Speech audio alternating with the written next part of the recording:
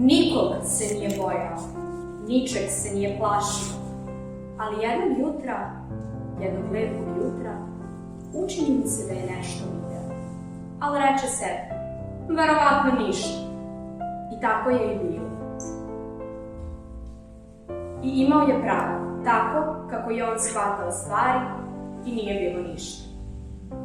Ali tog jutra, tog istog jutra, učini mu se da je nekog čuo. Otvori vrata i zatvori nekad šip. Niko.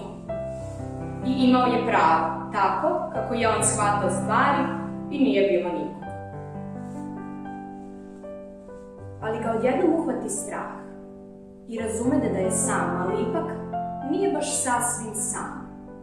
I tek tada vide. Niko i ništa stoje ispred njega.